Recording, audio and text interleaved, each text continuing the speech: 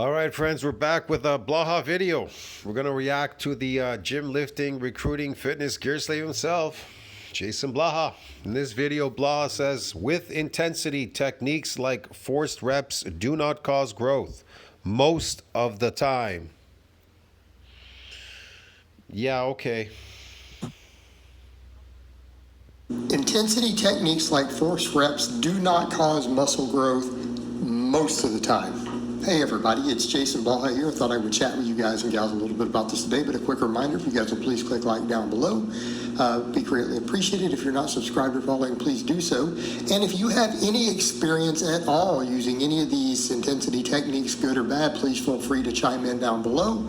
I would greatly appreciate that. So thank you so much. So let's get over and talk about this of why I generally promote straight sets. And when I say intensity techniques don't cause muscle growth most of the time, it doesn't mean never, and it doesn't mean particularly, say, for really serious competitive bodybuilders. The ironic part is, in some cases, that is the biggest exception to the rule. Okay, and I'm going to get into why. And people say, what do you mean? Well, because when they go on heavy doses of magical supplements, and you guys know what those are, that actually might be the time where those intensity techniques do work through biological mechanisms that we understand. Make sense? So when people say, well, how can you say they don't work when this Mr. Olympia did them? And it's like, because he was using lots of drugs, and it can work really, really well. That's a good one. So if it didn't work for you naturally, he says, well, they took drugs, so it worked for them really, really, really well. Well, here's the question I have for you. If it's not working for you naturally, what makes you think it'll work taking drugs? And what are making the drugs making it work? See what I mean? How can it give you a different outcome if the outcome was the same, a zero? But Blah says, well, we took drugs now, we did it, and it gave us a different outcome. Did it really give you a different outcome? Or did you take a drug and it gave you something artificial? Ah, that's the difference. I think people don't really even understand that. But if you're drug-free, they're probably not going to do much of anything.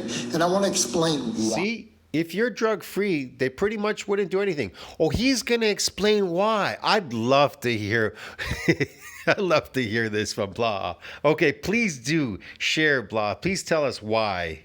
I want to explain why. Yes. This is a case of people need to have an understanding. So yes, people need to have an understanding. Please explain it from your, what is it, your high IQ?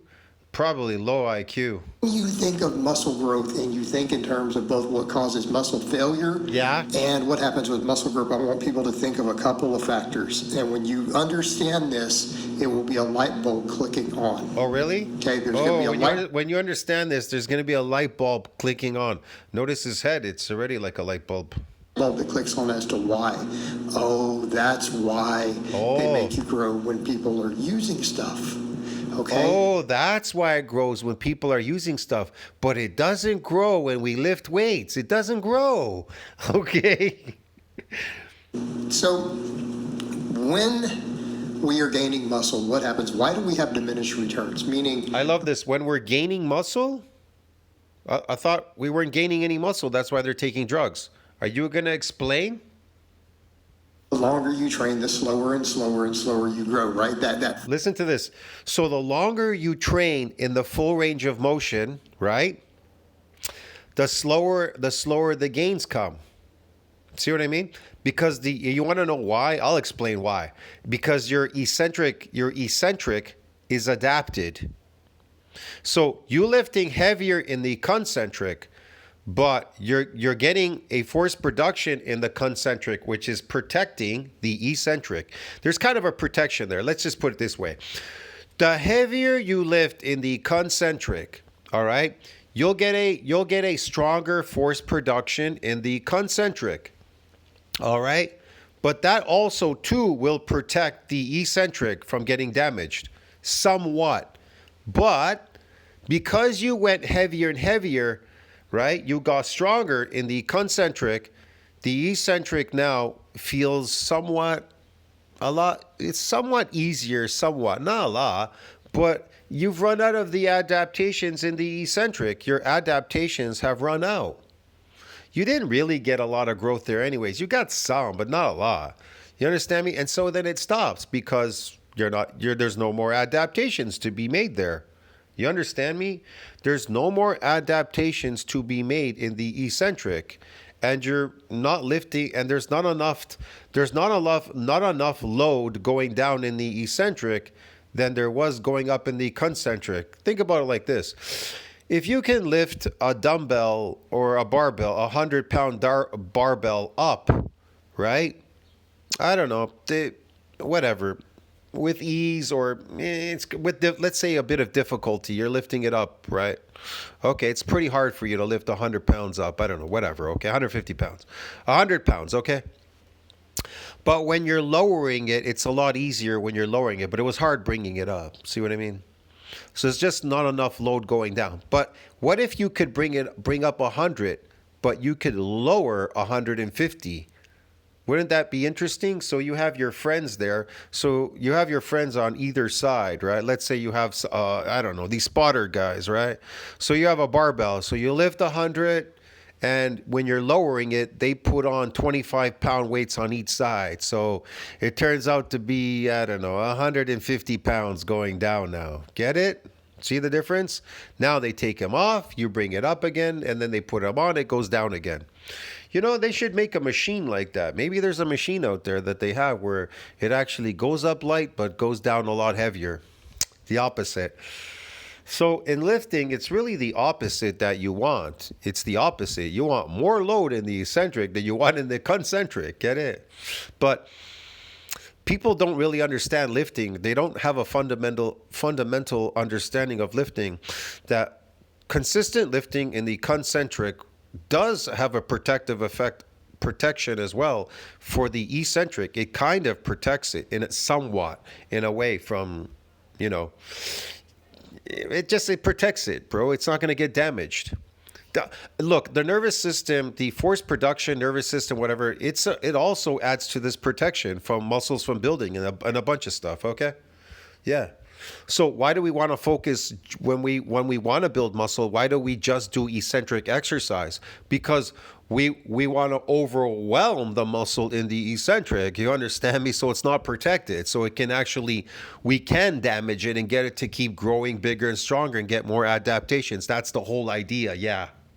First 6 months in the gym, guys, that beautiful honeymoon period, you grow like a weed, especially if you train hard. Man, if you're regularly adding weight. First 6 months, they grow like a weed. Yeah, it depends if you're going heavier and heavier concentrically. Then that eccentric has to, there's a little bit more load, but slight. It's a small little load. Every time you go heavier in their concentric, if you went from 20 pounds to 30 to 40 to 50 to 60, well, then the eccentric also has to go up with that load as well. It has to adapt somehow, right? See what I mean? All right. But those adaptations are minuscule as to what they could get lifting just in the full eccentric overload. You understand what I'm trying to explain to you? Okay, whatever. To the bar or the dumbbell, and you're eating enough protein and everything else, what happens? You make phenomenal gains, right? Everyone, we call them noob gains for a reason. Right? They're called noob gains for a reason, and most of us experience those. You made noob gains in the full range of motion, but what about noob gains in the eccentric? See what I mean? What about eccentric overload exercise? What are you getting there? So in the concentric full range of motion, you got some noob gains, but what about the noob gains in the eccentric? What do you get there? You don't know because you don't lift eccentric. You do not overload the eccentric. You do not lift eccentrically. Get it, dude? You guys know what I'm talking about. It's like, yeah, it is. So none of you would never know that because none of you lift eccentrically. So none of you people out there would ever know what you would get there. Now, would you? Duh. It's like magic, right? It literally is like magic. It's like that honeymoon period.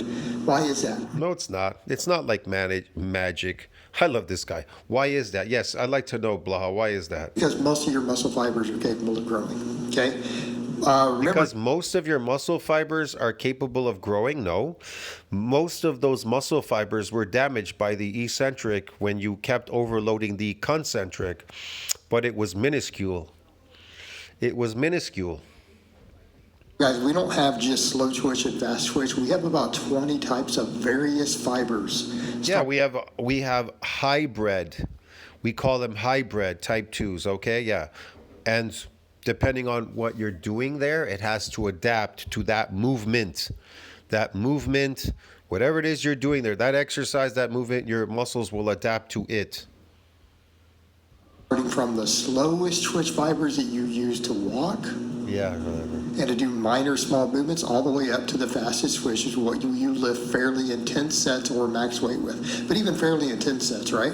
Yeah, So, I okay. mean, if you're doing a 10 rep set close to failure, you're absolutely using those fast twitch fibers. Everyone understand this? Even if the weight's moving slow, you're using those fastest twitch fibers. Okay, the growth potential is different for different fiber types. The slower the twitch of a fiber, the less potential for growth it has. This makes sense?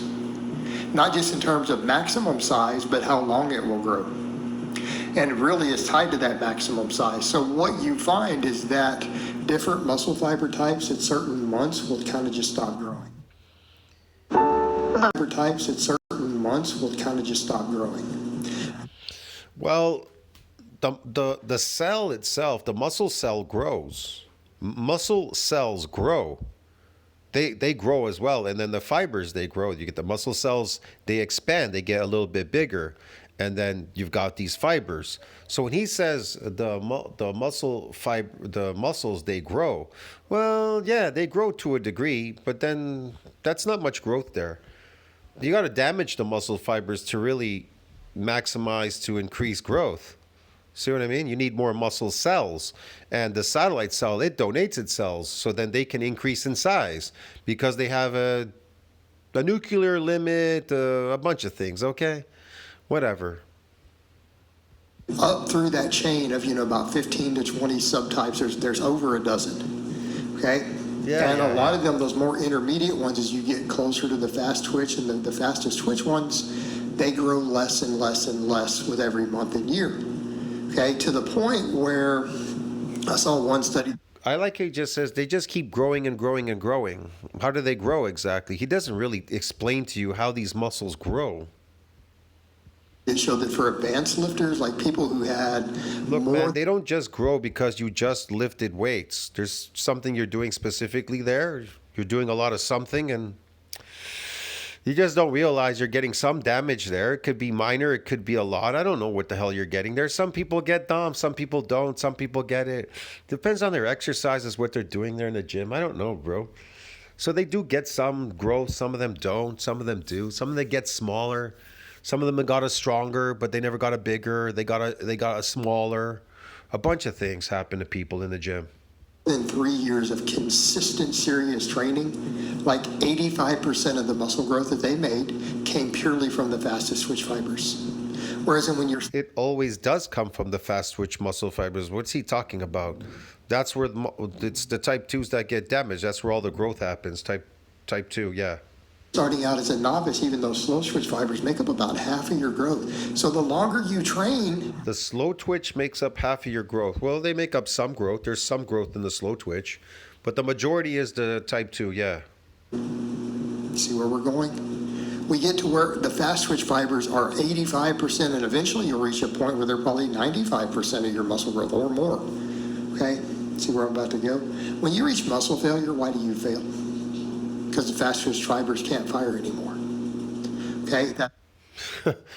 Because they can't fire me. Why did you fail when you lifted? Why did you fail? Why do you fail when you lift weights? Why do you fail? Think about that for a second. Why do you fail? Why can't you just keep lifting forever and ever and ever and ever? That's why it's like when you, and they get used on all your really heavy work, obviously, but what about an 8 rep set or a 10 or a 12 rep set, a 15 rep set? They're only used in about the last 4, 5, 6 reps or so. They only get used there. All your intermediate fibers are able to handle a lighter load till they get fatigued and then you get to those fast twitch fibers. This is why getting close to muscle failure is really. So there you go. There's the word, fatigue. Do muscles get fatigued? Yeah, they get a bunch of stuff. They get lactic acid buildup, blood flow. They get inflammation. Lots of things are happening there, yeah. Good for muscle growth, right? We're getting to the fibers that are capable of doing most of the growth.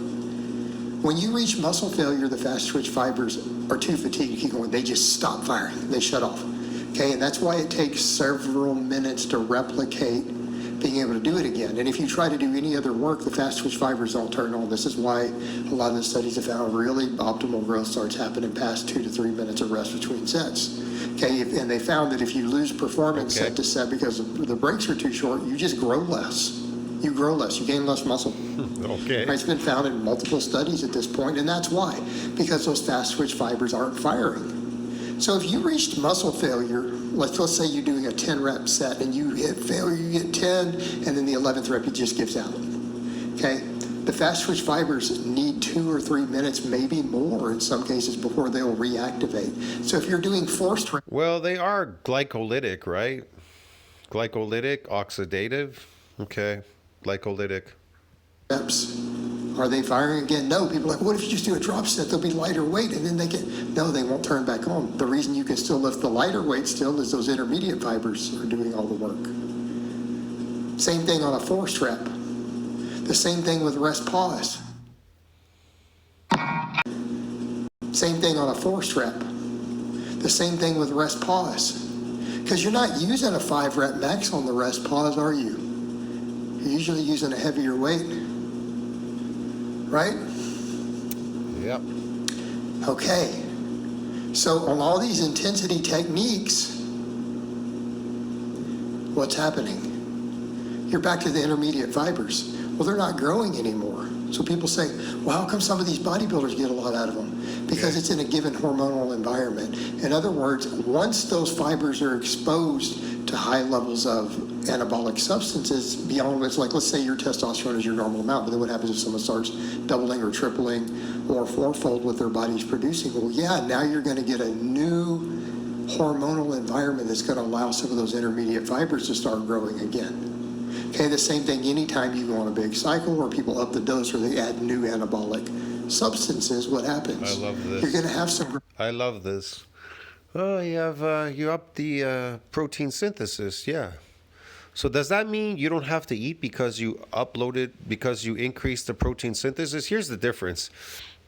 A lot of these steroid people, once they start taking the drugs, then all of a sudden they start eating quality food and they start eating a lot. Well, why didn't they do that when they were natural? See what I mean? Yeah. So then they attribute all that because of the drug. Okay, what if you take steroids and you don't eat? You eat the way you were previously eating. Your, I don't know, cheese sandwiches and your 2 boiled eggs a day or whatever, and your bowl of cereal, your sugar cereal. You think you're gonna grow? What do you think is gonna happen there exactly? See, that's another funny thing. You notice these people that are on steroids, they're all advocating that they're eating 10,000 calories. Were they eating 10,000 calories when they were natural? No. So why are they eating 10,000 calories when they're taking steroids? I thought steroids were magical drugs. They build muscles magically like Jack and the Beanstalk. Don't they just grow muscles? You inject and then they grow, right? You can practically do it on air. You don't need to eat. See what I mean? You see how stupid this is? Growth potential for the intermediate fibers again. Oh, yeah. Okay, so stuff that works those intermediate fibers is still going to, it's going to be muscle growth involved with them potentially. And I'm not saying the force reps are going to be better. Sure. I'm only saying that they're capable of causing growth. And what I'm saying is these things don't cause any growth once you've kind of gone through that novice period, right? They're not really growing from any of that. But you're reintroducing a new novice period whenever you go on stuff. Okay, do we all understand this? It's like new gains all over again. Every time you redo it or someone does another cycle or they add more, it's like new gains again, but later down the road. Okay? So in the same response, a lot of times like, but this bodybuilder, when he's getting ready for that show, he did a bunch of those and he got bigger. Well, yeah, because he's on all that stuff. And of course, there's going to be a synergy there. All right, guys, well, that's really all I have to say on that today. Oh, it's his been informative and bodybuilder. I'll It's his talk. bodybuilder, and it's because he's on all this stuff and everything. Yeah, but how do you know? How do you know it's myofibrillar growth and not sarcoplasmic, or vice versa? How do you know it's real muscle? See what I mean? How do you know what's really building there? Oh, he took all these steroids, so it must build muscle. It must magically build muscle. Well, if it did, then when they go off these drugs, then they only have to take a little bit of drugs and build some muscle, right? Then it should stick around. If it's real, it should stick around, right? Okay, so why doesn't any of these so-called gains that these people get on the drugs, why don't they stick around? Why do they always have to blast and cruise and keep doing drugs forever and ever? Ask yourself that question. Why? Because they don't build muscle, dude. That's why. They're cosmetic. I'll see you in the next one. Tell what you think about that. Like, subscribe, support the channel. Just like Blaha. Blaha has, look at him. He's withering away. He's on creatine now. He showed you his supplement stack. Why would somebody who takes steroids, why do they have to take a supplement stack? That makes absolutely zero sense, but whatever. I'll see you in the next one. It's a ridiculous channel, and Blaha's ridiculous. So is his videos.